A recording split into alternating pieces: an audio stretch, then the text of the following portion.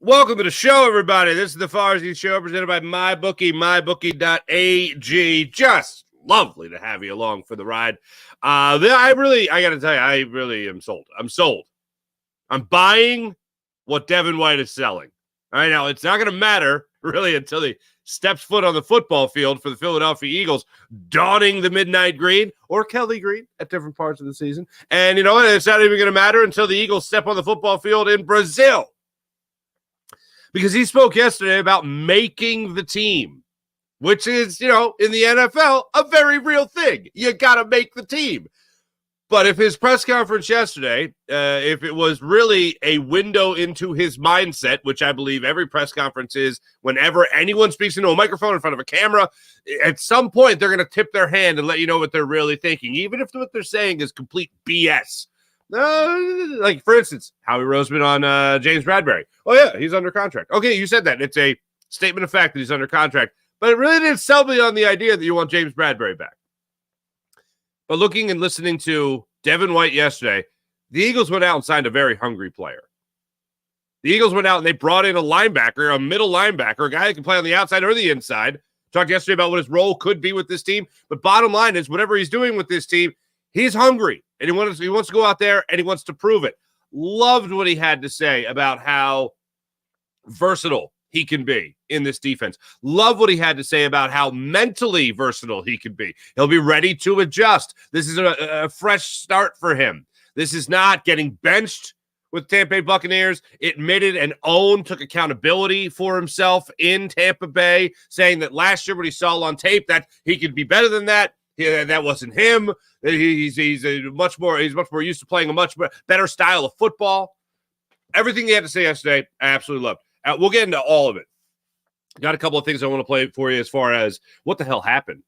What happened last year. Also, his role with this team and why Philadelphia.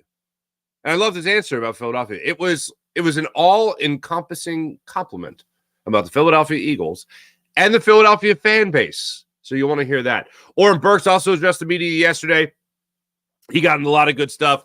Talked about his expectations for the season, his uptick in defensive snaps last year as opposed to previous seasons where he was strictly special teams, playing about 70 to 80% of the snaps on special teams throughout his career up until last year, where it was the first time he saw regular snaps defensively in his career.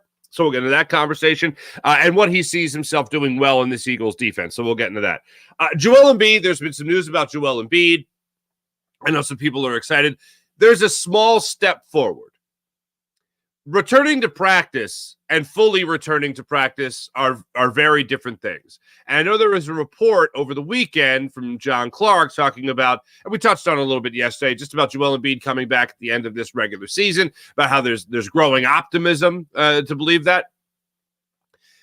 Here's when I'll really buy it. And Nick Nurse said this over the weekend. Contact. Joel Embiid right now is doing non-contact basketball drills. So shoot around? What is he? Is that what he's doing? He's working with a trainer, I guess. That's great. That's a step that has to happen. I'm glad that he's doing that. But I'm not going to really start to buy it until contact is part of it. Can he take contact? Can the knee take contact? Can the meniscus take contact? Well, is he going to be working himself back into shape? Is he on a treadmill right now? Is he on an exercise bike so he doesn't have the impact of the knee? Whatever the case may be. That's when I'll start to get excited and really start to buy the idea of Joel Embiid coming back by the end of the season. Look, I've said from the start, it's not something I'm just going to all of a sudden rule out. This is something that I think Joel Embiid will do. The Sixers obviously need him to do. Bottom line is he has to play in the regular season for him to be in any kind of game shape for the playoffs, whether it be the play-in tournament or that actually be the NBA playoffs. So we'll get into that conversation with Joel Embiid. Flyers, nice win last night over the Toronto Maple Leafs. Great to see that. I see a lot of talk about Sean Couturier with the Flyers. I find it odd. Hey, you're the captain. Now sit down. I don't like that. I really like Coots. Has he been playing great? No. Absolutely not. Just an odd thing they've done with Coots over the last couple of weeks here. And then one last thing with your Philadelphia Eagles. So a month ago, the story came out that they let Hassan Reddick seek a trade. I'm going to guess with the flurry of moves that has been made in free agency and trades that have been made. Kenny Pickett, for instance, getting traded to the Eagles. I'm going to go ahead and assume that it's not going well for Hassan Reddick. The whole, oh, you don't like what we have? Okay. You don't like, okay, so find a trade. You don't like it? Hit the bricks. Try to get that deal elsewhere.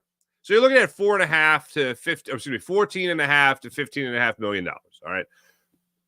I still think that the only way that he's back here is if he restructures a deal and the Eagles are able to spread out a little bit of that cap hit, able to spread out a little bit of that money over another year after this season. Nothing incredible, other than a 4-year deal, not a 5-year deal, nothing like that. Just something that would have him come back, play one more year, and then maybe even get cut next year. It could happen. Again, it's the NFL. I want Hassan Reddick. Josh Sweat's restructure and contract extension, essentially, does not change my opinion of Hassan Reddick. I still want him on this team. Having him at a steep price, not exactly great, but this is a better team. Eagles right now, $39.5 million under the cap. They got room to wiggle here, including their draft picks. They got room to wiggle, especially after the Kenny Pickett deal. So for me, I would love to see Hassan Reddick still play for the Philadelphia Eagles in the upcoming season. As I've been saying since Vic Fangio, since it got announced that Vic Fangio was going to be the Eagles defensive coordinator, I have maintained this opinion. I want him back. I don't know anybody else that's really like, oh no, you got to let him go. I want him back. I still think it's a little punitive how the Eagles are handling this due to the open book Hassan Reddick was towards the end of the season about what was going on, the inner workings of the team. I think it was kind of BS, the stories that came out about Hassan Reddick not talking to Sean Desai. I felt like that was somebody trying to poison the well a little bit with Hassan Reddick. But as far as this Eagles team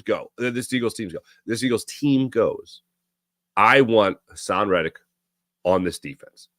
If you're going to have Vic Fangio as your defensive coordinator and you're not going to be dialing up blitzes and you're not going to be aggressive, as you know, we have seen for the last 3 seasons here in Philadelphia, then I want one of those guys to be Hassan Reddick that's going to be going after the quarterback in the rare occasion you're sending more than 4. Or even in the rare occasion you're sending more than 5 after the quarterback. I'd like Hassan Reddick to be one of those guys. Because here's what I know. I know Hassan Reddick will have success. I know he and Josh Sweat both struggled mightily towards the end of the season last year.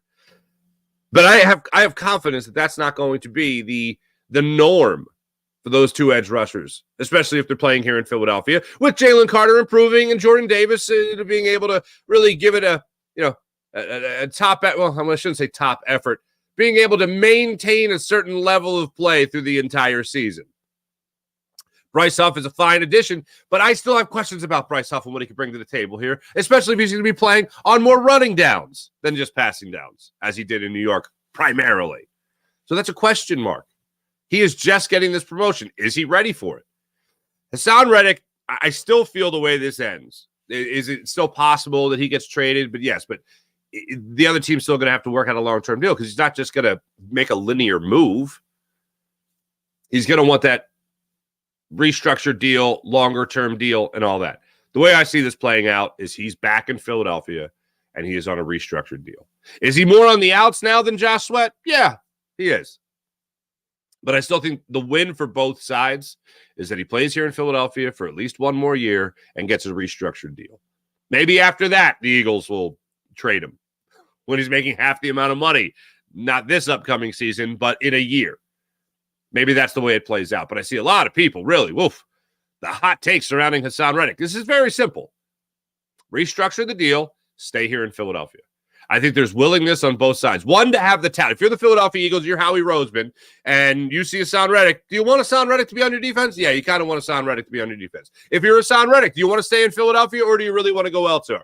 I know that he wants to stay here in Philadelphia.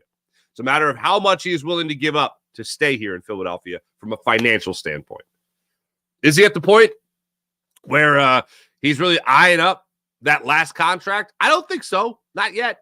Especially if he does have one hell of a year. If you're Hassan Reddick, and Josh Sweat's going to be here, this defensive line is going to be here, Bryce Huff is going to be here. That's a lot of guys that an offensive line and an offense in general has to worry about stopping. So that might open things. We talk about it all the time in football, in offense, with the offense. We talk about, for instance, Saquon Barkley. We'll get into this conversation with Shamus Clancy, who's going to be joining us in a little bit from Philly Voice. We talk about all the time, is there enough football to go around? How do you stop all these weapons? It's the same thing defensively. If you're an offense facing this defense, and you know what they have on the defensive line, and now if Devin White is going to take that next, get back to the status that he was at when he was a second-team All-Pro, there's some weapons here, especially on the defensive line, before we even get to the linebackers, that you have to stop from getting after your quarterback, even if it's not a blitzing scenario. There's a lot of guys to stop. They can't stop them all. So if you're a Hassan Reddick, you want to be one of those big options that the Eagles are going to have to get after a quarterback. I'm here for that. I want to see it next year. It doesn't scream, Jim Johnson's defense by any means. It doesn't scream Steve Spagnuolo. It doesn't scream Todd Bowles or Wink Martindale or any kind of aggression like that. But those are guys that can win them battles, man. And I want to see them get after the quarterback. Now, one of the guys that's going to be getting after the quarterback is Devin White. And as I said earlier, I'm buying everything the man was selling yesterday. First and foremost, the struggles of last year to getting to this point. He was asked in the press conference yesterday, getting to this point. What's the journey been like for you, Devin White? It's been a roller coaster. A lot happened, a lot of good, a lot of bad, but at the end of the day, I stayed myself, I stayed sane, and I think I found the other side, and I feel like it's a good side, I got another opportunity to go play the game that I love and, just have fun and, new brotherhood coming, finna be around a lot of more great guys, had a lot of great guys on my team in the past. So it's been good, but I think it's going to get even better, now that I'm here. All right. He's happy to be here. He's through the other side. The Eagles are the other side. Whatever problems he had, whether it's getting benched for KJ Britt or anybody like that, that is it's a good thing for him. A 5th-round pick. It's a good thing for him to have that reset button here in Philadelphia. We just talked about this yesterday with Kenny Britt getting a reset here in Philly. Now, Devin White showed a little bit more promise in his career than Kenny Britt, to put it plainly. Than Kenny Pickett, to put it plainly. But this is that reset that he has been after. So when you talk about roles, talk about playing middle linebacker, talk about playing on the outside, playing next to Nakobe Dean, wearing the green dot. If he's talked to Vic Fangio, what has been asked of him? So far, not a lot of T's have been crossed and not a lot of I's have been dotted, but the man is open to ideas.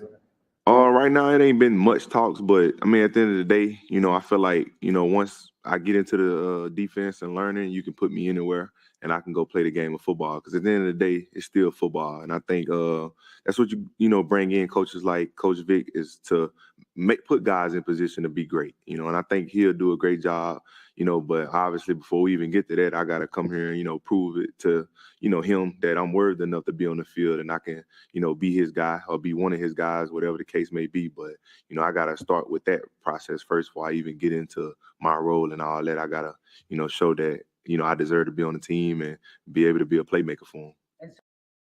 Now, what you might think is the next thing I'm going to play for you for the press conference, you might think it's the best thing because he talks about how great the fans are. All right. That is great. And I always love to hear that. Do we not love to hear how great we are? Anyway, I have to prove it. Devin White, I have to prove it. He has to prove himself to Vic Fangio that he can be one of his guys. He can prove himself to his teammates. He can be one of the guys that can help you win.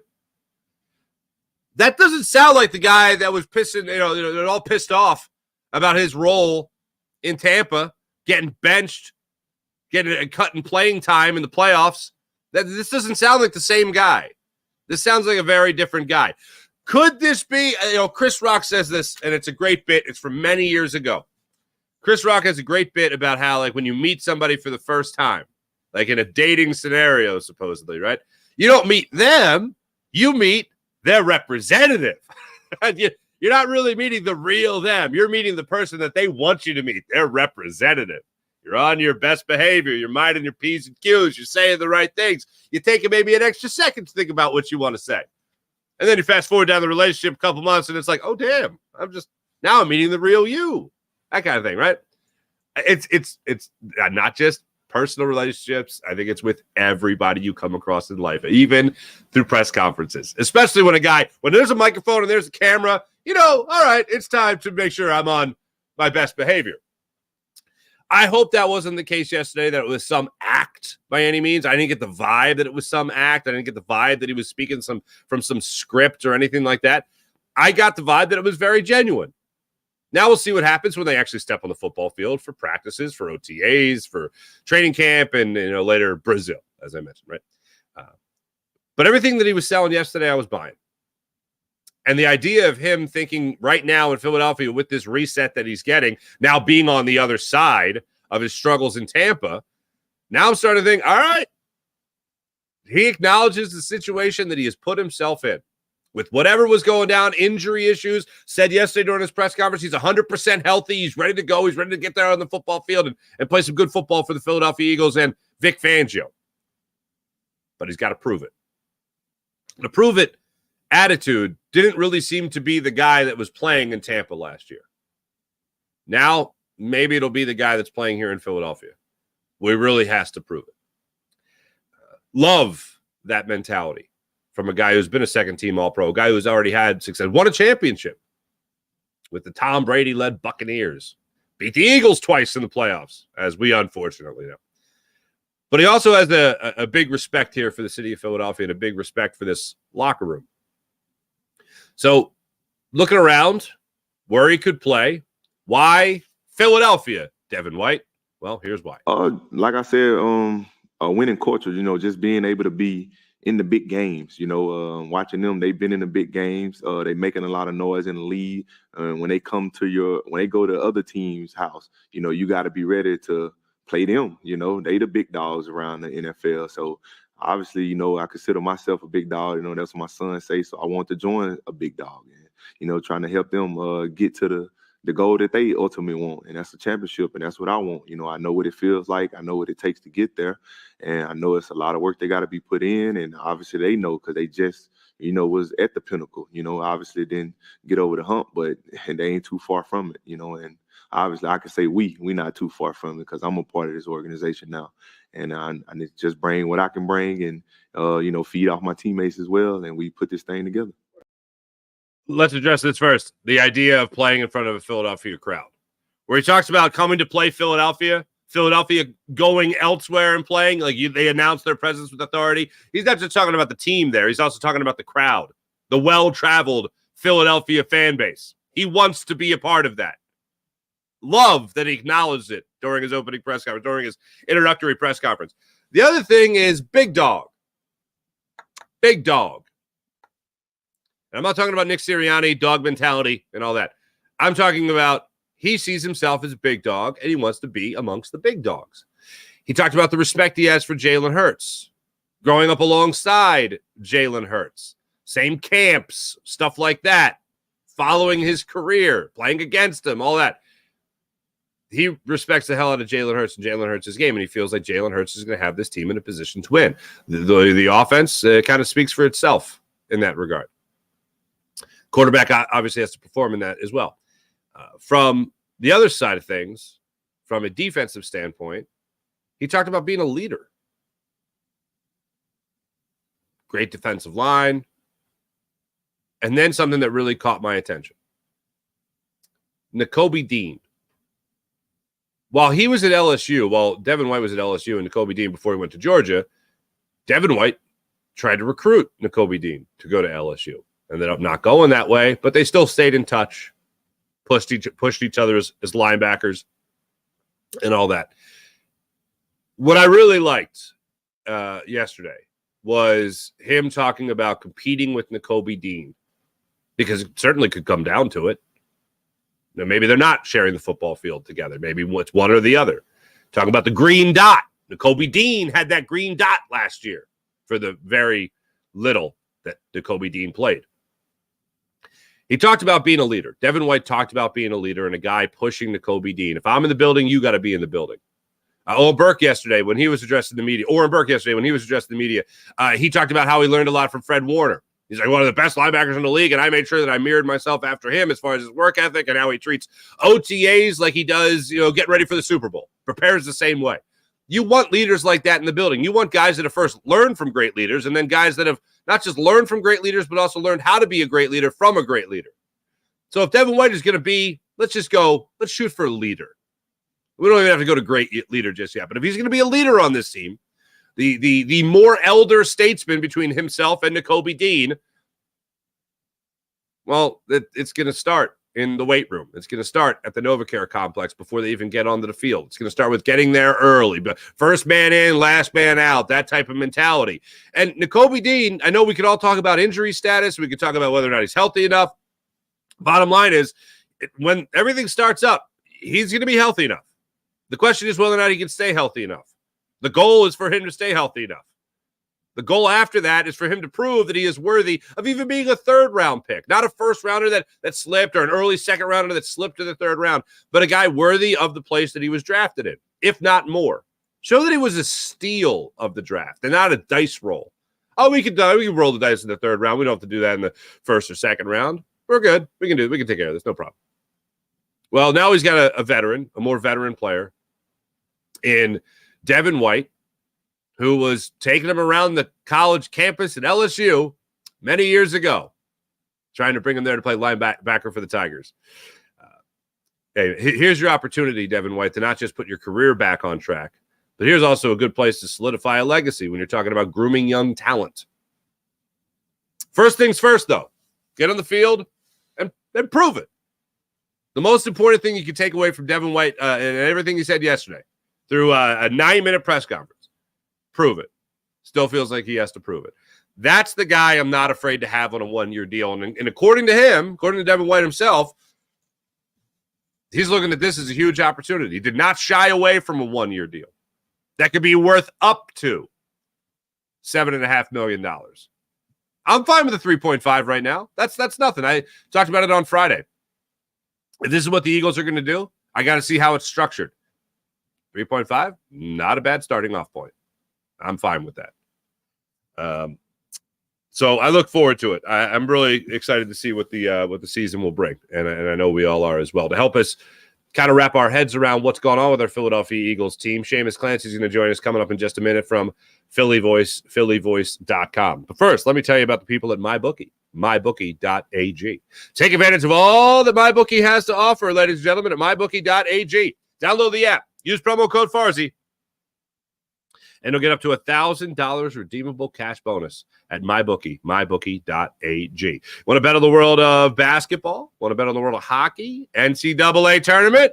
MyBookie, mybookie.ag. Take advantage of all they have to offer. Download the app. Use promo code Farzy and get up to $1,000 redeemable cash bonus. And if sports ain't your thing, which I'm just curious, why are you watching? Just curious. Did you just like me? If so, keep it right there. But you can download the app, use promo code Farzy, get up to $1,000 redeemable cash bonus. But if sports ain't your thing, you can bet on the world of television. You can bet on the world of politics, if that's your thing. You can do it right there, MyBookie, mybookie.ag. Without further ado, ladies and gentlemen, let's jump on the Raw through the Phoenix Cast line. Talk to our friend Shamus Clancy of phillyvoice.com. And joining us right now, the Roth Orthopedics guest line, a guy that has written some great stuff for Philly Voice throughout the year, but also a long time, and has covered this Saquon Barkley story with the Philadelphia Eagles free agency, and the odds for the Philadelphia Eagles winning the Super Bowl not getting enough, in my opinion, of a boost. Ladies and gentlemen, Shamus Clancy. What's going on there, Shamus? Mark, thanks for having me back on. It's been a minute. It has been, my friend. First, I just have to make this admission to you because I don't even know if I've admitted this to my audience. I have seen the movie Pulp Fiction.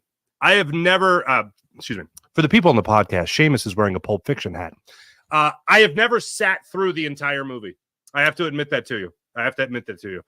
I can't get through it without stopping and going to get a cheeseburger. I have started in multiple times trying to watch the entire movie, and I have to stop by the time they get to the diner because there's so much cheeseburger talk. I have to go and get a burger. I'll be completely honest with you. I had only seen it in little bits for most of my life until a couple of years ago. I sat down, had it on wherever it was streaming, Max, Prime Video, whatever, and watched it all the way through, whether I'm catching it on TV back when you would watch something on cable, and a Quentin Tarantino movie on cable is basically not even a real movie at all, or pregame college party in someone's house and they have it on in their dorm. I always saw little bits like that, but I finally sat down and went through it a couple of years ago, and obviously not in my top 3 for Quentin Tarantino, but I'm a big fan of movies overall, so I like just supporting the hat. I got to say that. What do you have in your top 3 for Quentin Tarantino? I would have Reservoir Dogs, the OG for him. Rewatched that actually the day of the Oscars. I was off from work that day, watching some movies. Going to watch the Oscars that night, so I watched that. Phenomenal. I would also say Once Upon a Time in Hollywood from 2019. Love that one. Okay. And maybe a little bit of an off-kilter choice. Kill Bill, Volume 2 specifically. Wow. Okay. All right. I like them all. I Desperado was kind of one that hooked me, and then I saw Reservoir Dogs. Yeah. So that's kind of my and then I was really into Kill Bill. Yeah. I was really into Kill Bill. And if I haven't seen all, I've seen all of Pulp Fiction, just not in succession. You know what I mean? It's up there, but yeah, not in my top 3, but it is up there. As far as this Eagles team goes here, Shamus, good Lord. I thought, and I don't know where you have Saquon Barkley. For me, at the absolute worst, he's only, speaking of top 3s, he's only in my top 3 of running backs in the NFL right now. I thought so. You would have CMC number 1, and then who's your number 2? I would have a fight between him and still Derrick Henry. Those would be the 2. Derrick Henry, I don't think has as many good years left as Saquon Barkley does, but I still think you have to put him up there, given the guy just has been dominant in the NFL over the course of his career. So those would be my top 3. What would you have? I think CMC locked in at number 1. I think he's I'm more of a tiered ranking guy than just a straight up ranking guy. Okay. I think he is in tier 1 by himself right now. He is the perfect player, the perfect running back in that specific offense to work with all those guys, especially given his versatility as a receiver and as a runner. Mm-hmm. But as I wrote in a story for Philly Voice, I don't know if it was last week or earlier this week, I lose track of the days. I think it was last week, saying that the way that McCaffrey's tenure in Carolina didn't work out. He had some injuries piled up, gets traded in the middle of the 2022 season, goes to San Francisco, is an immediate star there. And this past year's first full season in San Francisco, he wins Offensive Player of the Year. Now, I'm not saying Saquon's going to win Offensive Player of the Year in Philadelphia. I think there are too many mouths to feed. He won't be the number 1 person in this offense the way McCaffrey is in San Francisco. But a jump here where he's putting up maybe close to another 2,000 yards from scrimmage season, like when he led the league in yards from scrimmage as a rookie back in 2018, I think that's on the table. And I think you're going to see a huge jump in efficiency for him, both as a pass catcher and as a runner. I think we're going to see a season more similar to his 2022 season with the Giants. He was their best player. They make the postseason with Daniel Jones as quarterback. Last year's a follow-up. He had career high, I think, 1,312 rushing yards, 11 or 10 rushing touchdowns that season. I think that's way more in line with the Saquon Barkley Philadelphia is going to see this fall than the one that, I guess, New York or New Jersey, you could say, saw last year with the Giants. Mm-hmm. So what do you think his impact is? Because one of the stories that you wrote about, and I read it earlier over the weekend, was about Saquon Barkley and the impact he has on the Eagles' odds to win a Super Bowl. Were they last night? Was it plus 1,600 or plus 1,500? Is that what they jumped to after they got Saquon? I think it might have been only jumped like plus 1, like an extra 100 of odds. The last I saw was February 8th. They were plus 1,700. So it didn't make a negligible difference. So at that point, you're thinking, hey, if you really like that move, maybe it's time to jump on it. I think 8th in terms of the overall NFL is pretty fair. You have in the division, in the conference itself, you have San Francisco, who last I saw yesterday on FanDuel Sportsbook, they had the best odds of any team, regardless of conference, even more so than the 2-time defending Super Bowl Chiefs. And then you also had Dallas, who will perennially be the preseason, offseason favorite. Obviously, they have a lot of postseason burnouts, and Philadelphia has a lot of fun watching that. They're a talented team. They're always talented, and that's the issue. They falter when things matter the most. Mm-hmm. Then you have Detroit ahead of the Eagles as well, which I think maybe they had a great season last year. Hats off to them. They could have really made some more noise, I think. I think that was a winnable game when they played San Francisco last year. But I think the Eagles are probably in the same tier as them, whereas I think San Francisco is at this point, clearly the better team of the three of them, the best team of the three of them, maybe in a tier to themselves right now, coming off what they had last year. I'm not the biggest believer in Brock Purdy, but I'm a believer in, when it's not the Super Bowl, Kyle Shanahan's offense, just not when it's in the Super Bowl. Right. I got you. You mentioned a lot of mouths to feed in this offense. Now, this offense has certainly had weapons. Last year, they still had weapons, and everyone seemed to get theirs, whether it was DeAndre Swift, A.J. Brown, Devontae Smith, all that. Healthy Dallas Goedert. How do you think this is going to work out with, by far the most talented back that they have had in Saquon Barkley? How do you spread the food around? How do you feed everybody in this offense? Yeah, it's uncharted territory for this era of Eagles football, because the last they've had this was during the Chip Kelly era, right? They had LaShawn McCoy in 2013, best running back season in franchise history. Very good again in 2014, run heavy offense. They bring Darren Sproles in there, also a huge player that season. 2015, infamous disaster season. DeMarco Murray's here, just a terrible situation. He does that infamous slide on third down, short of the first down line, which, I was in college and a fan then rather than, writing the way I am now. And that was just one of the most egregious things I've ever seen in my life. But not to get too off track, they really haven't had this anytime recently, not under DAWG, not now. The joke I made, and I made it in the article, is they were the defending Super Bowl champions, and their leading rusher was Josh Adams, which I'm sure some people don't even remember, who had a whopping 511 rushing yards. Saquon would have that many by the middle of October. Mm-hmm. Yeah, it certainly seems like it. And one of the things I'm really looking forward to, Shamus, it's the obvious thing, but it really comes down to the offensive line. And I know Jason Kelsey's not here, and I know Cam Jurgens hasn't played center in the NFL, and I know you might have Tyler Steen as your right guard. To me, when I look at this offensive line, I still see one of the top offensive lines in all of football. My biggest question mark, though, comes to Tyler Steen before it comes to Cam Jurgens. It comes to right guard before it comes to center. So when you look at this offensive line, you think about what happened in New York with the Giants and Saquon running behind that line. Really, what do you think is a fair number here? Another story you wrote about Saquon Barkley's number, the over-under here for his yards. Do you think that he will have, as you mentioned earlier, potentially another 2,000-yard season from scrimmage? I think that's realistic. And if you're looking just at the ground game, because I think, again, it's so weird to see the Eagles have a running back that's such a weapon as a receiver. You saw it a little bit with Miles Sanders as a rookie, and I was really surprised about that because the numbers did not showcase that in his college career at Penn State. And then strangely, he seemed to regress a little bit as a receiver, going on, and while getting a little bit better as a back, has his best season, his last season in Philadelphia. But I think a season where he approaches 1,200 rushing yards, gets close to that career high mark of 1,300, that's realistic. Maybe grabs another, 400, 500 receiving yards, and you're going to be in that 17, 18, 1,900 yards from scrimmage match if he plays a full season, right? Right. That's obviously a caveat with the running back. That's the main concern, right? Just the aging, the wear and the tear on the player. He has, whatever, how many touches he had last season. Those things are going to be issues and cause for concerns with any running back. If he's healthy and they're playing with this offensive line, I think they're going to target I don't know what your draft expectations are, but I could see them with your worries about right guard. Maybe it's Tyler Steen right away. Maybe they go cornerback, but I could also see a situation where they're drafting their right tackle of the future, who is a plug-and-play right guard immediately. Mm-hmm. That's certainly possible. Certainly possible. I find this really interesting. So not a lot of people are confident that Kellen Moore will incorporate the RPO in this offense, like we have seen in the past with Jalen Hurts. So Saquon Barkley addressed the media last week, and he talks about how, oh man, if we're running an RPO, watch out. And I'm like, you better write that down, Kellen Moore, because this RPO between Jalen Hurts and Saquon Barkley is going to be lethal. And then Kenny Pickett's addressing the media on Monday, and he mentions the same thing, what they do with Jalen Hurts running the RPO. It's something really special here in Philadelphia. Are you of the school that Kellen Moore will kind of reincorporate that into the Eagles offense, more of what we saw 2 years ago as opposed to last year? Well, Kellen Moore, I think it was a smart hire. It's the move that kind of trying to get between two worlds. You want someone who has some experience.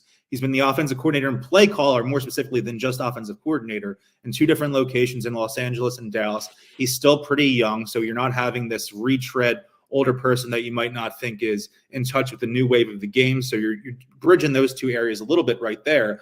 But he's not Andy Reid. That he's not a Bill Walsh disciple. He doesn't have this trademark offensive style where he needs to come in and the expectation should be everyone has to adapt to his specific system. In his role here, he should be adapting based on the players they have here. And look, I don't know what Kellen Moore is going to run. I don't know what the principal elements of his offense are going to be at this point, coming into a new location, new quarterback, all of these things. But if you just a smart football person, and I would think at a very simple level, he's way smarter than two of us put together when it comes to football X's and O's, Mark.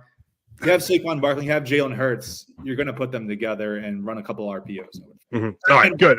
We're on the same page there. We're on the same page. Now, the other side of things here, you have that Vic Fangio character, right? Now, you mentioned not a retread guy necessarily, an older guy when you talk about Kellen Moore. The exact opposite, Vic Fangio. Been around the block, been a head coach, been a defensive coordinator, 25 years, like coach in the NFL, all that stuff. We have seen, as I referred to it a lot on this show, we have seen the cover band, the Vic Fangio cover band. Now we're seeing the actual Vic Fangio. We're seeing the Eagles. I mean, $7.5 million up to $7.5 million is exactly what a guy like TJ Edwards is making in Chicago for the upcoming season. I know that's not base salary, but that's the total salary. When it comes to a guy like Devin White coming here and it comes to other investments they have made, whether that be a third-round pick into Kobe Dean, acquiring other linebackers throughout the offseason, what are your expectations for that linebacker position? Or do you think Devin White is the guy that they're looking at to really hold down the fort as an LB this season? You could see a situation where they draft a guy on day 2 again. They did that a couple of years ago into Kobe Dean. He's battled injuries early in his career, but one of the issues there is that he's a little bit of an undersized player. The football IQ speaks for itself. He was a superstar in college at Georgia. Says all the right things, is a great guy in the locker room.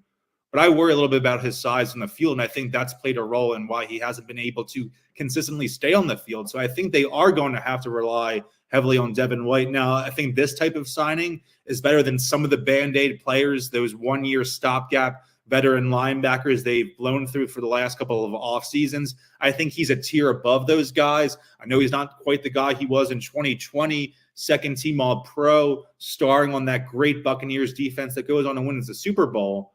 But I think he's the best thing they could do right now. And again, they might draft a guy on day 2. They've done that in the past. We always talk about how Roseman doesn't take linebackers early, but he took Nakobe Dean. He took a few years ago Davion Taylor. That obviously did not work out at all, but he did try to take a guy on day 2 of the draft, and maybe that happens again, and they're looking for another player that can contribute maybe more so in 2025 than 2024, but also some insurance there given, one, Dean's extensive injury history and potentially having that reoccur in the future, as well as the predictability of White as he ages.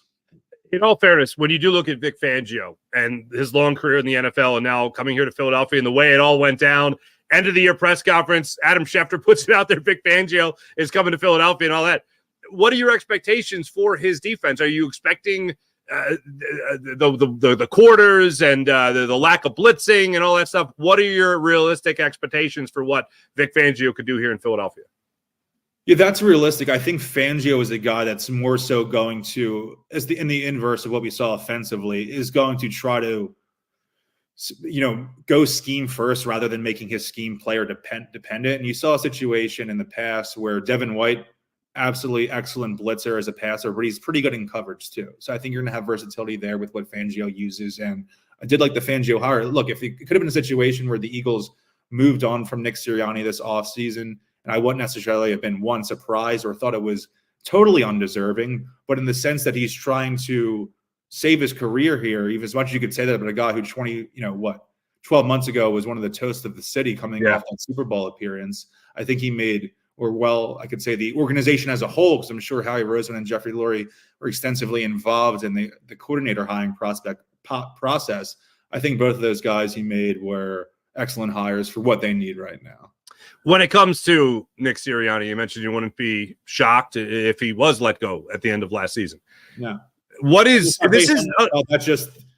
was a historic collapse. It was messy. It was a situation where I didn't have the read on the locker room, and certainly not anything remotely what's going on in the front office or the organization or the owner's box. But I would think a lot of those people from the top on down were absolutely embarrassed about the way things transpired. And if it was a situation where they wanted to make a clean break, if they were worried about another situation where Shane Steichen was the play caller and things went so swimmingly with him in 2022, then he goes on and becomes a head coach elsewhere. If they didn't want to have to repeat that process of finding a successful play caller as offensive coordinator just for that person to leave in a year or two, my thinking was, hey, maybe they don't want Sirianni as that CEO style head coach at this point. They want to redo something. And I think that would have been justifiable. I like Nick. I think he's a good guy. I like the energy he brings. I know that's controversial in this city, even especially people like it when he's winning and people don't like it when he's losing.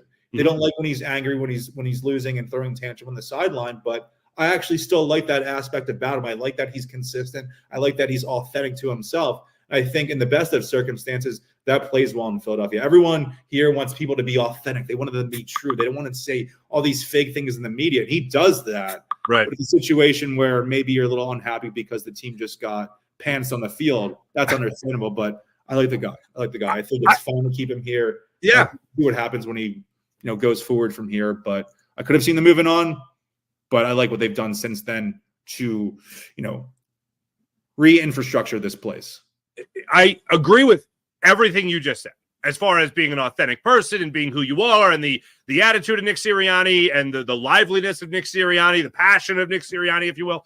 I love all that. I'm a little nervous about him as a coach. And you mentioned that CEO thing that people tag him with, and I get that as well. After last year, though, I have downgraded him from CEO to manager. I'm not giving CEO sounds a little too blustery. You know what I mean? I have dropped him down to manager. So here's my issue overall. The Eagles have a good year next year. They're probably going to have a good year next year because of this offense alone.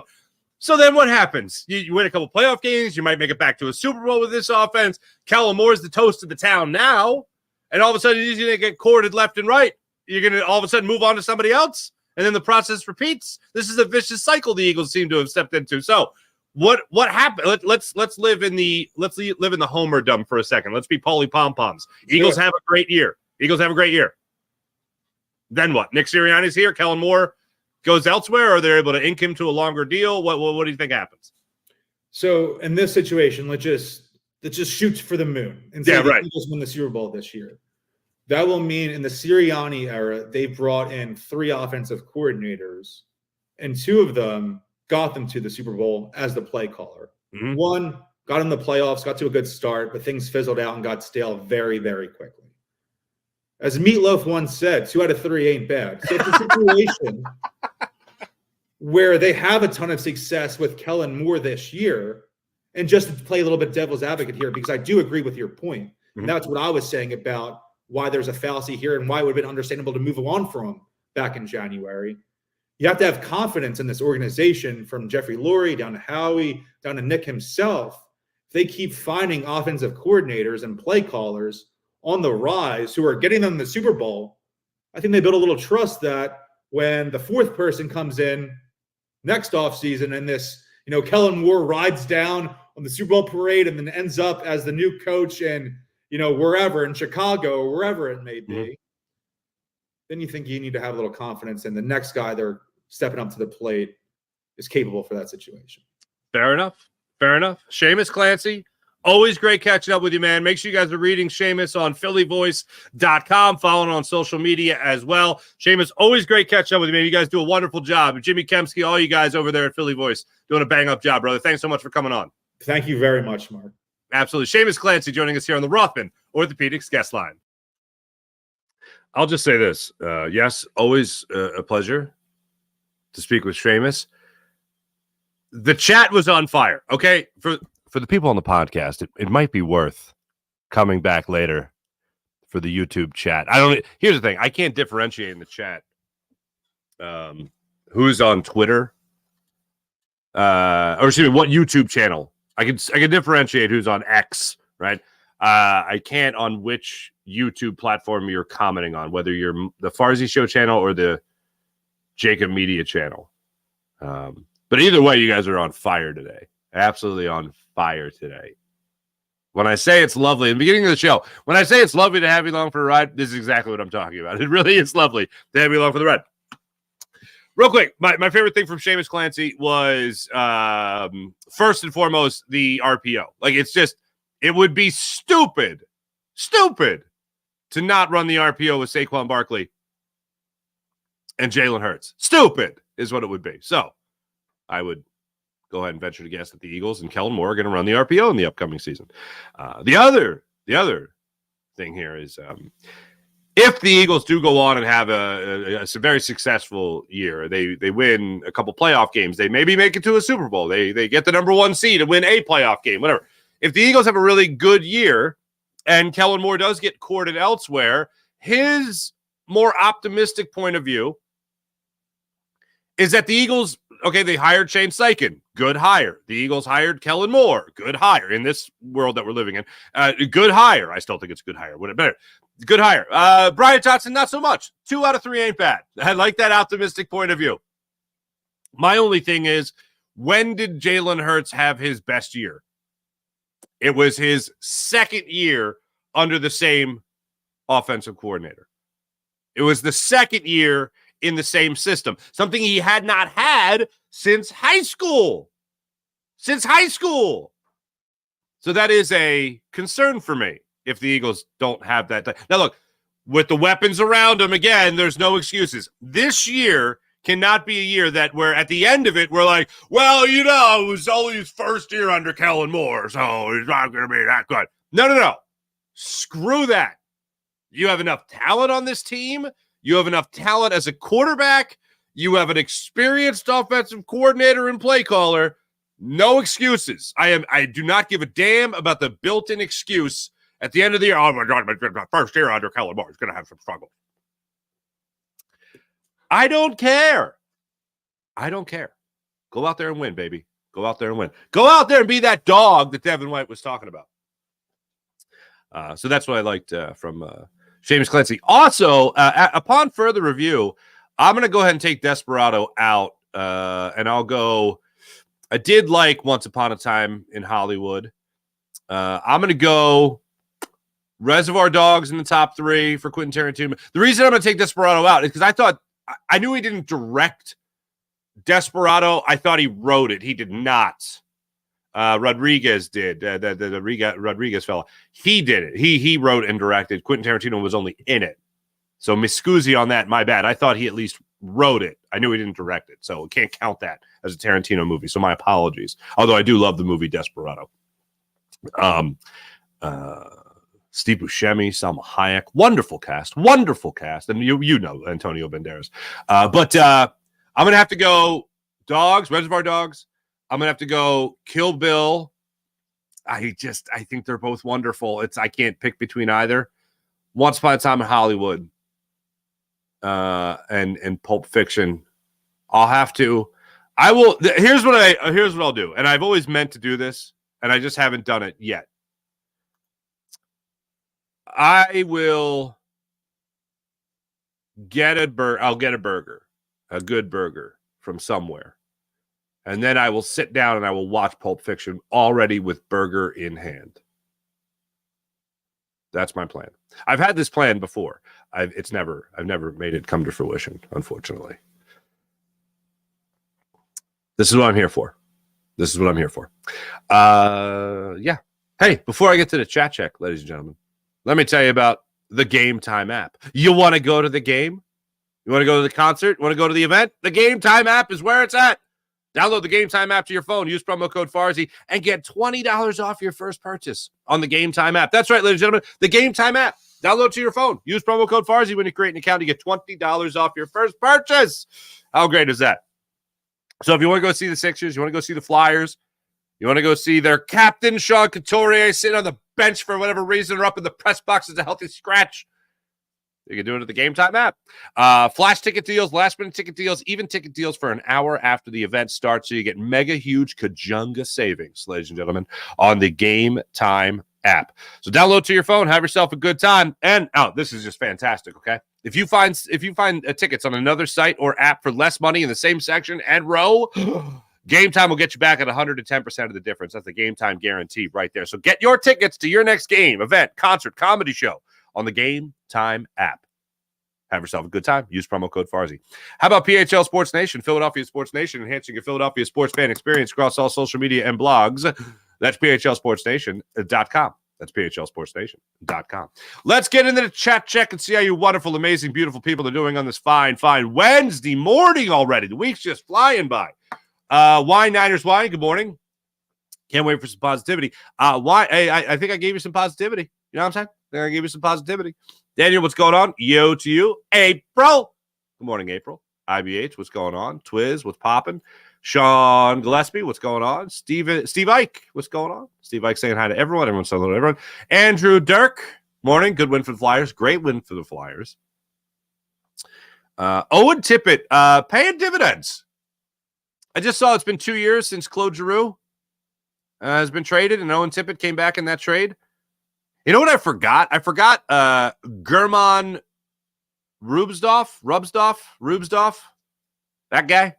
He was traded in that deal. Anyway, but Owen Tippett paying dividends, scores 19 seconds in the game last night, was it? It was pretty great. And then Scott Lawton with a little spinorama in the third period to help put the icing on the cake with a little biscuit in the basket. Got a rebound and buried in the back of the net for the win. Nice win for the Flyers over Toronto. CJ and White says Twiz going to bring the attitude that we desperately need on defense. I hope so. The 49ers 2024. What up, Eagles fans? What up? We got Oren Burks. Jealous? Anyway, Reddick's open book interview is the primary reason the Eagles are lukewarm on his return. Sean, you and I are on the same page, Sean Gillespie. Steve Ike, hello again. I agree. White and CJ are good for the team. I'd like to see Hassan stay too, as would I. Sean Kilrain, what's going on? Nice to see you. White's going to come motivated, says Steve Ike. I agree. Sean Kilrain, Texas A&M All-American linebacker Edgerrin Cooper runs a 4.51 at his pro day. Let's go, Howie. Get it cooking. I saw somebody be so bold as to put Edgerrin Cooper in their at 22 going to the Eagles. I would tell you that if a linebacker goes in the first round in general, like a legit linebacker, not an edge rusher, goes in the first round, I will be surprised. If the Eagles take a linebacker in the first round, I will pass out. I will faint. That's what's going to happen. I will pass the hell out. But I do like Edgerrin Cooper. I also like Trot Jr., the Hatchet Man, as it's become known. Sean Kilrain, was that you? The Hatchet Man? Yeah. Let's see here. If we're willing to give Hassan 22 a year, which was reported, that's $8 million increase a year. I understand he wants his bag, but come on, sign the contract. Let's go get this ring. Would love to see it. Ernest Wallace, what's going on? Getting hurt in your contract year when you want an extension can be tough mentally. Ernest, I agree. Mob mentality season. Twiz, who was it that said they're going to be the Mamba? Was it CJ GJ? Who the hell said they were going to be the Mamba mentality? How we don't want to spend any more money and ready to sign White long term, says Ernest Wallace. It's possible. Corey Allen, not as enthusiastic as me when it comes to Devin White, I assume. Dad, damn, what time does this show start? We were late. I was late today. More so than usual. Steve Ike, 4 a.m. Oh, okay, because yeah. You're 6 your time, says Steve Ike. Joe Maddie, I need some coffee. Daz ditto, too early for Spider-Man. What? Spidey? What are we talking about here? Daz, blasphemous. What is the hell? Fitness Warrior, tell me he doesn't look like Jeffrey Dahmer. Shamus looks nothing like Jeffrey Dahmer, okay? Have you seen Jeffrey Dahmer? He looks nothing like Jeffrey Dahmer. By the way, do I really want to go off on this tangent? Not really.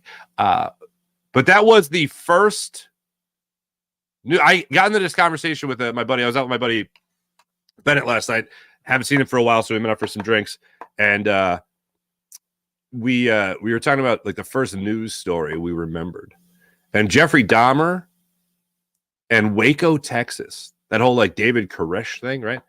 Those are the first two news stories I remember. I remember Dahmer. He remembered Dahmer. He didn't remember Waco, Texas. I remembered Waco, Texas. And I want to say that was around the same time. Dahmer was late 80s and 90s. Yeah, in terms of like the story being out there. Yeah, 91. And then what was Waco, Texas? That whole thing. I want to say it was around the same time. 93, yeah. Yeah. So I was still a little older. I was like 10 or 11 when that happened. Yeah. Crazy. But anyway, thank you, fitness. Now, Stephen Ike, Ron Jeremy is definitely a lot closer. If you want to go on the range of serial killers here, then John Wayne Gacy would be up there in terms of lookalikes, I guess, more so than Dahmer. Think of the guy who watched Stinky Pete on Toy Story. Use guys are great on the chat. Zero, chill. Steve Ike, carpeted van. Somebody put a van with a big window in the back. No, windowless van is the way to go here. I think it was Twiz. Does he have a van with a window in the back? No, windowless van is what you're going for. Wow, Josh Adams? That's a pull. Fuzzy dice hanging. I see the theme you guys are going with. Fitness Warrior, I was dying with laughter while you guys were just chatting away here during the interview. Cools down. I guess everyone's on demon time. Farzi's going to be next to the show ends. Hey. Steve Ike, I catch Farzi when I get up and pee. He can't go back to sleep. I'm here for you. Steve. White Zorro. Okay.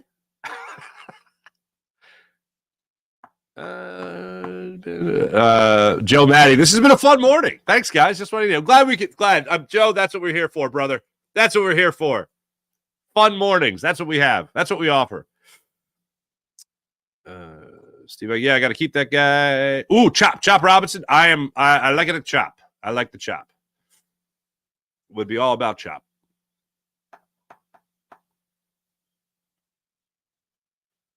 Hutch, what's up, Hutch? Devin White is the right attitude. I just hope he puts it together on the field. I'm with you there. What else do we got here? Ooh, Django. Django's a little uncomfortable. I like it. Django Unchained. I like it. I get it's a lot of stuff being said in that movie, but it is good. Not denying. Hateful Eight.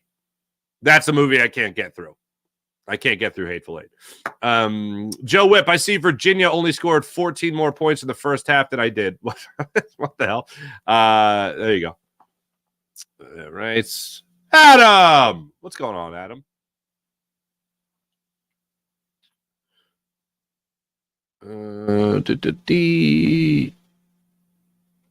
Yeah, Daz. Edric Cooper won't make it to 50.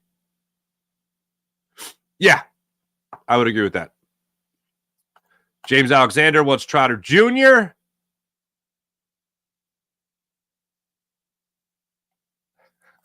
Hopefully you're streaming so you can see that reaction of me fainting during the draft. And no thanks.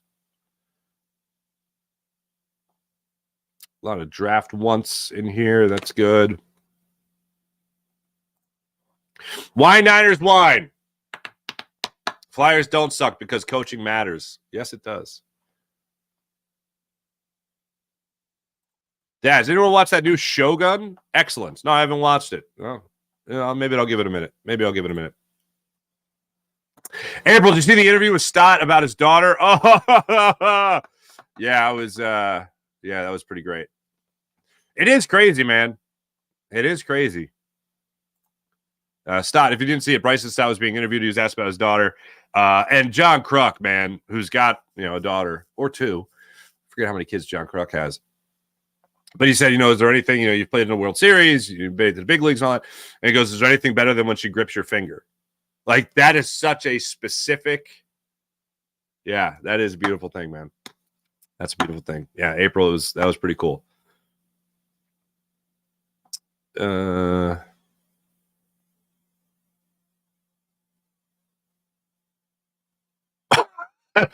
Garrison, I'm not putting it up, but damn.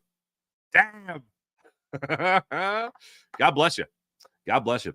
Thanks to everybody in the chat. You guys are awesome, as per usual. Let's get to the morning rush, brought to you by Sky Motorcars, skymotorcars.com. Your 76ers are back in action tonight. They're in Phoenix. They got a 10 o'clock tip-off tonight. So that sucks. But hey, look, it's after their nice win over the Miami Heat, so that's cool. They tip off tonight, 10 o'clock. They start that 4-game West Coast trip. They're in Phoenix, then Los Angeles for the Lakers, then the Clippers, and then they go up to Sacramento. The Clippers game on Sunday will be at 3:30, so make sure you guys are staying tuned for that game. I will say after last night, with the Sixers being idle, I'll let you know where they are right now in the standings, if there was any movement there. Sixers still occupy the 6th playoff seed in the Eastern Conference. They're 2.5 games behind the Orlando Magic for the 5 seed. They stay a half game up on the Indiana Pacers. The Indiana Pacers tonight, let's see where they're at tonight, if they're even in action tonight. On the 20th of March, they play at 7 o'clock at Detroit. Detroit sucks, so that's not good for the Sixers. As for your Philadelphia Flyers, let's see if they can make a back-to-back wins. Tomorrow night, they'll be in Carolina to take on the Hurricanes. So how about that? Thanks for watching. Thanks for listening, everybody. My name is Mark Farzetta. This is the Farzy Show presented by MyBookie, mybookie.ag. Be back with you guys tomorrow morning. We'll break it all down further. And also Thursday, of course, so I'll be with Bill Colarulo at 10:20 as well on the Philly Sports Power Hour on the Jacob Media Sports Channel. Thanks for watching, everybody. Have a wonderful rest of your day. Be back with you guys tomorrow. See you.